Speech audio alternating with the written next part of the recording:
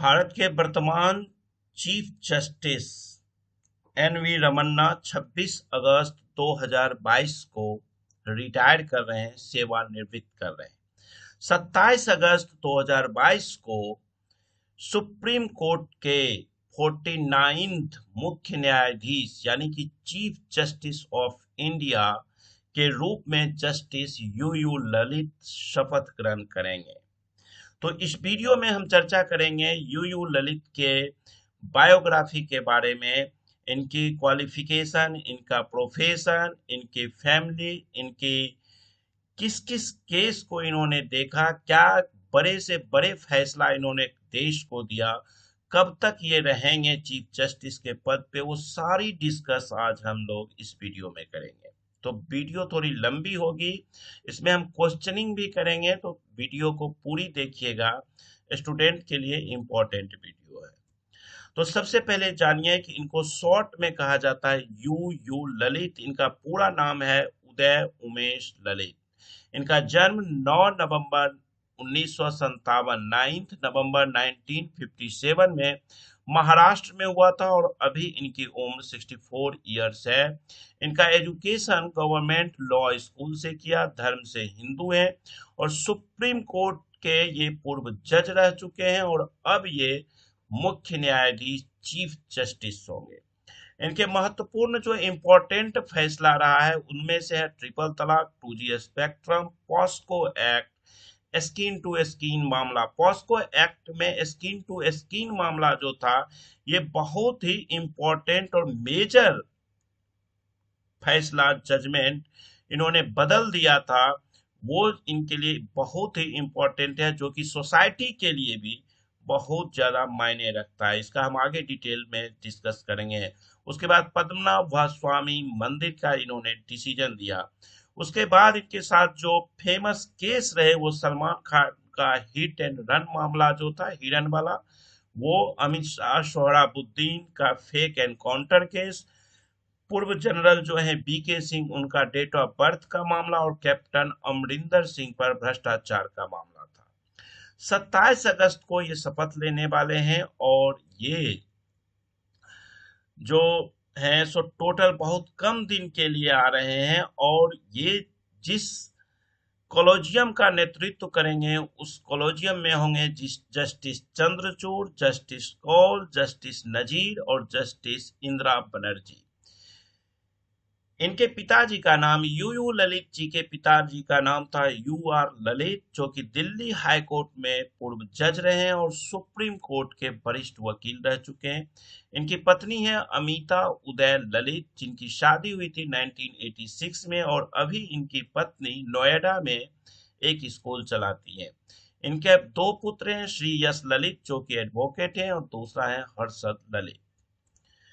इनका कार्यकाल होगा 27 अगस्त 2022 से 8 नवंबर 2022 तक और ये सुप्रीम कोर्ट के चीफ जस्टिस के रूप में सिर्फ और सिर्फ 74 डेज तक अपनी सेवाएं दे पाएंगे।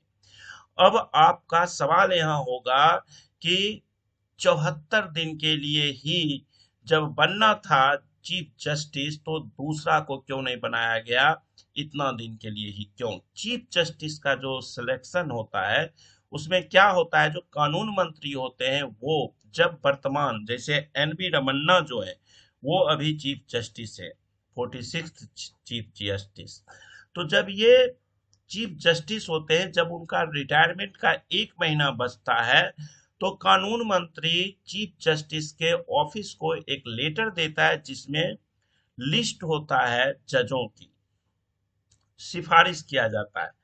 वहां पे ये जो चीफ जस्टिस होते हैं वो उनमें से नाम को चुन करके राष्ट्रपति को एक बंद लिफाफे में भेजते हैं। तो चीफ जस्टिस जो होते हैं वो अपना उत्तराधिकारी उनको लेते हैं जो इमीडिएट उनके बाद सीनियर जज होते हैं, तो फिर चाहे वो 74 दिन का हो या 4 दिन का हो। तो इस तरह से 27 अगस्त 2022 से 8 नवंबर 2022 तक यू ललित चीफ जस्टिस रहेंगे सुप्रीम कोर्ट का।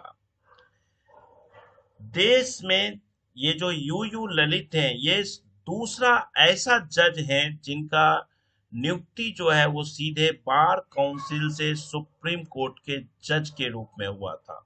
यानी कि एक वकील से सीधे जज बने थे, वो भी सुप्रीम कोर्ट में। वो ये दूसरा पर्सन है। इनसे पहले 1971 में जस्टिस एस एम सीकरी थे, जो कि जज बने थे, और 1984 में देश का 13वां मुख्य न्यायाधीश यानी चीफ जस्टिस भी बने थे। अब हम बात करेंगे यू ललित से।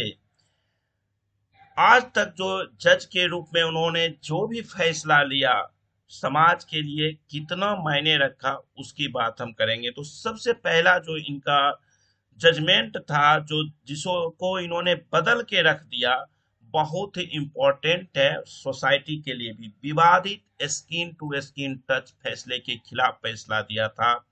Skin to skin contact ruling for sexual assault under the POCSO act. ध्यान से समझिएगा इसको। इसमें क्या हुआ है, ये 2021 का फैसला था। इसमें क्या हुआ था कि जस्टिस उदय उमेश ललित जी की चेयरपर्सन थे, इनकी बेंच ने मुंबई हाई कोर्ट का एक फैसला था जिसको पलट दिया गया था, जिसमें कहा गया था कि जो सेक्सुअल हैरेसमेंट के लिए स्किन टू स्किन का टच होना जरूरी है। मुंबई हाई कोर्ट ने एक फैसला दिया था जिसमें एक सेक्सुअल केस आया था, जिसमें उसने कहा कि अगर सेक्सुअल हरासमेंट होता है तो उसमें स्किन टू स्किन का टच होना जरूरी है। अब यहाँ पे इन्होंने कहा कि यौन उत्पीड़न की मंशा से कपड़े के ऊपर से बच्चे के संवेदनशील अंगों को छूना यौन शोषण नहीं है। ये मुंबई हाई कोर्ट का बयान फैसला था, जजमेंट था, कि अगर कोई बच्चा या मतलब कोई लेडीज कपड़े पहने हुए है या उसको किसी अन्य चीजों के द्वारा कोई भी मेल उसके ऐसे जो संवेदनशील पार्ट्स ऑफ बॉडी हैं, जो उनको अगर छूता है तो वो यौन शोषण में नहीं आएगा। यानी कि मुंबई हाई कोर्ट के फैसला के अनुसार अगर बॉडी पे कपड़े नहीं है तभी अगर सेक्सुअल एक्टिविटी होती है तो उसको दंडित किया जाएगा, तब वो सेक्सुअल हरासमेंट की श्रेणी में आएगा। अब ये चीज बड़ा मुश्किल था, तो यहाँ पे ललित जी ने एक अच्छा फैसला दिया। ये बहुत गंभीर एक्ट था जिसको खत्म करना था, कि मुंबई हाई कोर्ट का ये फैसला, मतलब आप समझ ही नहीं सकते कि कितना ये बेकार फैसला था।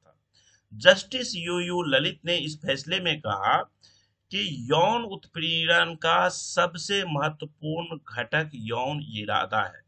अगर सेक्सुअल हरासमेंट का इम्पोर्टेंट ये नहीं है कि स्किन टू स्किन टच हो रहा है कि नहीं हो रहा है, सेक्सुअल हरासमेंट का मेन चीज है कि उसका जो सेक्सुअल हरासमेंट करने वाला पर्सन है उसका इरादा क्या है, ना कि बच्चे के साथ स्किन टू स्किन कांटेक्ट करे तभी नहीं माना जाएगा।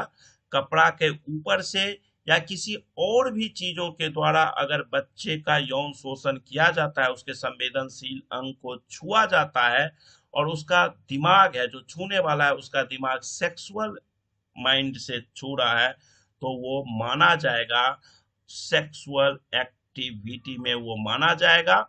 और ये कह के उन्होंने POCSO act POCSO POCSO act को इस नियम के तहत वहां पे पॉक्सो एक्ट में इस नियम को खत्म किया था कि नहीं, touch skin to skin touch ही जरूरी नहीं है। अगर दिमाग में आ गया, अगर कोई उस उद्देश्य से कुछ ऑब्जेक्टिव सेक्सुअल ऑब्जेक्टिव से टच कर रहा है तो वो दोषी माना जाएगा।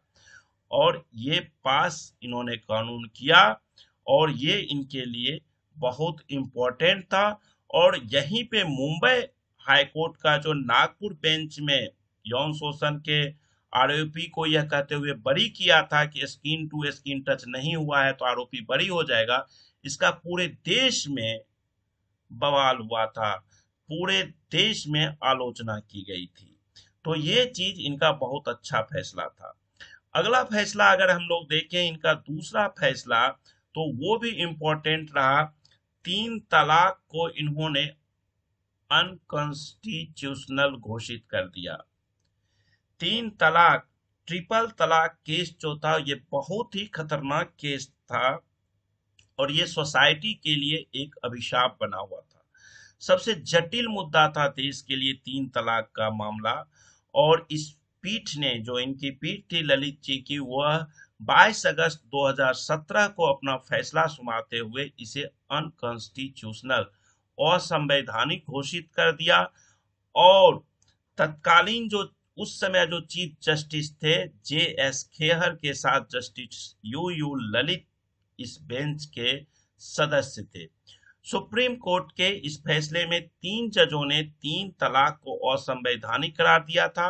वहीं तत्कालीन CJI खेहर और जस्टिस अब्दुल नजीर ने इसे एक धार्मिक प्रैक्टिस बताते हुए दखल देने से इनकार कर दिया था। उस पीठ में शामिल थे जस्टिस कुरियन जोसेफ, जस्टिस नरीमन और जस्टिस यू ललित ने 3 तलाक को असंवैधानिक करार दिया था। और 3 सदस्यों ने कहा कि 3 तलाक मुस्लिम महिलाओं के लिए, मुस्लिम महिलाओं के मूलभूत अधिकारों का हनन करता है और यह प्रथा बिना कोई मौका दिए शादी समाप्त कर देता है।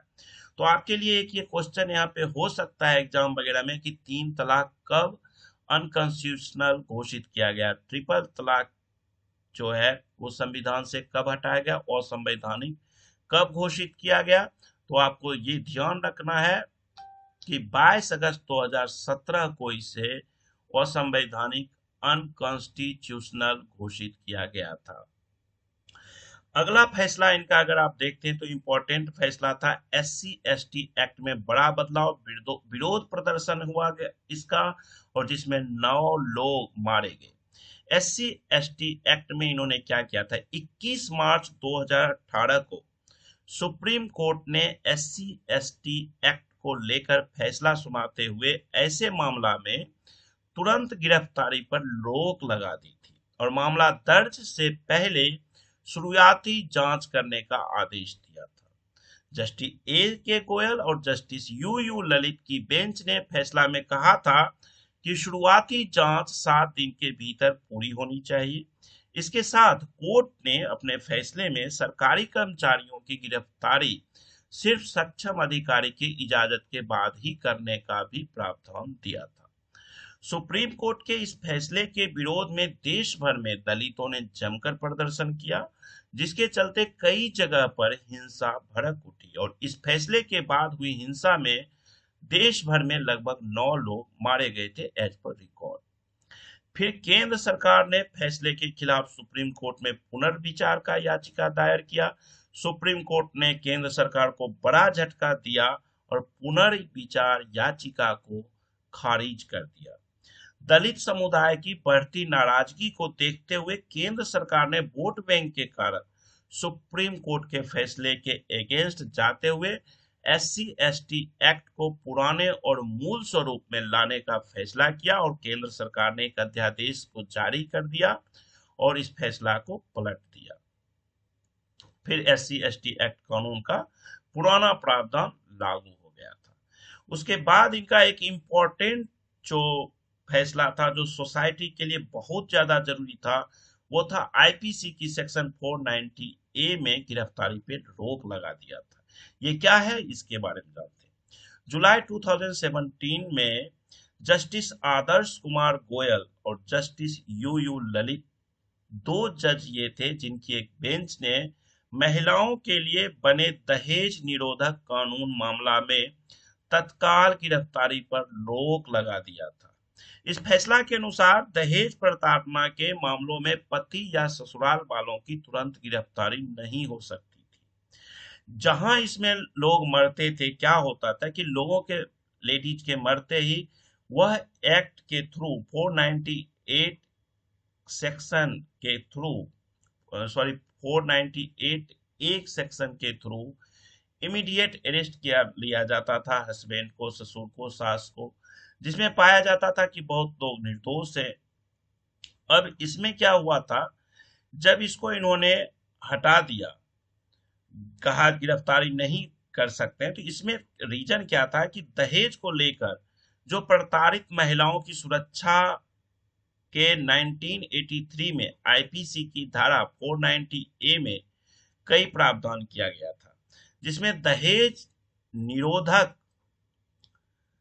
कानून कहा गया है उसको। और इस कानून के द्वारा अगर किसी महिला को दहेज के लिए मानसिक, शारीरिक या फिर किसी अन्य तरह से प्रताड़ित किया जाता है तो महिला की शिकायत पर मामला दर्ज होता है, जिसे गैर जमानती अपराध मानते हुए इसको संज्ञान में लेकर के और संज्ञेय अपराध की श्रेणी में रखा गया था। इस कानून के तहत ससुराल में प्रताड़ित करने के लिए ससुराल पक्ष के अधिकांश लोगों को आरोपी बनाया जाता था। मतलब अगर वहां पे कोई भी है ना, उसका दामाद, रिलेटिव भी है, तो वो अपराधी बन सकता था। और फिर उसके लिए 3 साल की सजा का प्रावधान भी था।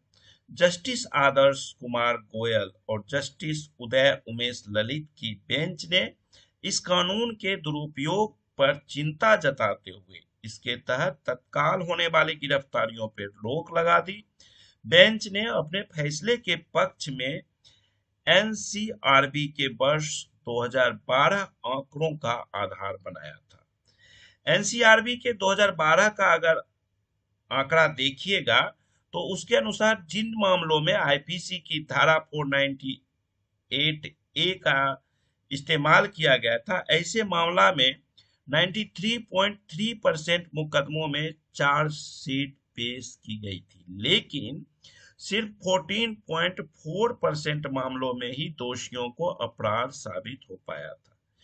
हाँ, ये अलग बात है कि इस फैसले में सुप्रीम कोर्ट ने बहुत कम मामलों में दोषी साबित होने के लिए जांच एजेंसियों पर कोई सवाल खड़ा नहीं किया था। हालांकि करना चाहिए था, क्योंकि जांच एजेंसी की भी दिक्कतें होती है। इसके बाद जो इम्पोर्टेंट था, तलाक के लिए 6 माह की कानूनी अड़चन को किया समाप्त। इसमें भी थे जस्टिस आदर्श कुमार गोयल और जस्टिस उदय उमेश ललित। इनकी पीठ 12 सितंबर 2017 को एक और महत्वपूर्ण फैसला देते हुए तलाक के मामलों में 6 माह की कानूनी अड़चन को समाप्त कर दिया। सुप्रीम कोर्ट ने कहा कि अगर परिस्थितियां खास हो तो तलाक के लिए 6 महीने का इंतजार अनिवार्य नहीं है। कोर्ट ने हिंदू मैरिज एक्ट की धारा 13B(2) को अनिवार्य मानने से इनकार कर दिया। इसी धारा 13B(2) में मोशन का प्रावधान किया गया, जो कि इंतजार के लिए 6 माह की अवधि का प्रावधान करता है। इस धारा के तहत ये प्रावधान है कि रजामंदी से तलाक के मामले में पहले मोशन और आखिरी मोशन में 6 महीने का वक्त दिया जाना आवश्यक है। यानी तलाक की अर्जी दाखिल करने के 6 माह बाद ही इस पर दूसरी सुनवाई होगी। कानून में इस अवधि का प्रावधान इसलिए किया गया है ताकि पति पत्नी में सुलह की कोई गुंजाइश बची हो तो अदालत उसके लिए प्रयास कर सके। यानी कि अगर 6 महीना का टाइम मिलता है तो हो सकता है रिलेशन में इंप्रूवमेंट हो जाए। तलाक की अर्जी लगाने के 1.5 साल से ज्यादा समय से पति पत्नी अलग रह रहा हो, दोनों में सुलह या समझौता के सभी विकल्प समाप्त हो चुका हो, दोनों पक्ष पत्नी का गुजारा भत्ते का अस्थायी बंदोबस्त, बच्चों की कस्टडी सहित सभी मुद्दों का हल कर चुके हों, 6 महीने का इंतजार दोनों की परेशानी की ओर बढ़ाने वाला नजर आए। ये चीज था जिसके लिए इन्होंने इस कानूनी अड़चन को भी समाप्त कर दिया। अब इनका जो एक इम्पोर्टेंट था वो भी बहुत अच्छा केरल का था, जो पद्मा स्वामी मंदिर पर त्रावणकोर राज परिवार का अधिकार था। इस पे इन्होंने अच्छा फैसला दिया था। ये भी इम्पोर्टेंट फैसला इनका था। इसमें क्या हुआ था, इनकी जो पीठ थी, इनकी यूयू ललित की चेयरशिप में चेयरमैनशिप में इनकी अध्यक्षता वाली पीठ थी, जिसने 13 जुलाई 2020 को, देखिए इसका डेट याद रखिएगा, क्वेश्चंस बनता है इन सब पे। 13 जुलाई 2020 को महत्वपूर्ण फैसला में पद्मना स्वामी मंदिर पर त्रावणकोर शाही परिवार का अधिकार मानते हुए केरल हाई कोर्ट के फैसले को खारिज कर दिया था।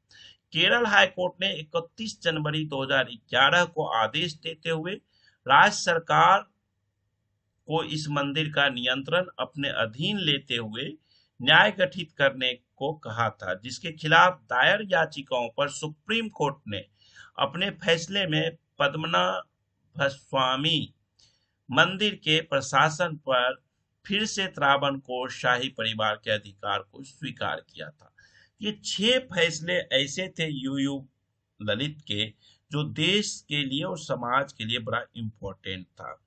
हालांकि सभी जगह इन्होंने ऐसा काम नहीं किया। इन्होंने 1993 में जो मुंबई बम ब्लास्ट कांड हुआ था, उसका जो याकूब मेनन जो अपराधी था, उसका 2014 में इन्होंने उस पे एक्शन नहीं लिया था। उन्होंने उस जस्टिस में, उस बेंच से अपने आप को इस केस से अलग रखा था। ये एक इम्पोर्टेंट था। और इन्होंने 1983 में मुंबई हाई कोर्ट में अपना प्रैक्टिस शुरू किया था और 2 साल 1983 से 85 तक ये रहे थे मुंबई में। और ये 13 अगस्त 2014 को सुप्रीम कोर्ट का जज बन गए थे। तो यूयू ललित के बारे में बहुत सारी जानकारी मैं आपको दिया हूँ, इम्पोर्टेंट वीडियो है, और इसके थ्रू हम जान चुके हैं अपने 49th chief justice of India को। तो चलिए इस वीडियो को मैं खत्म करता हूँ। Thank you, bye bye.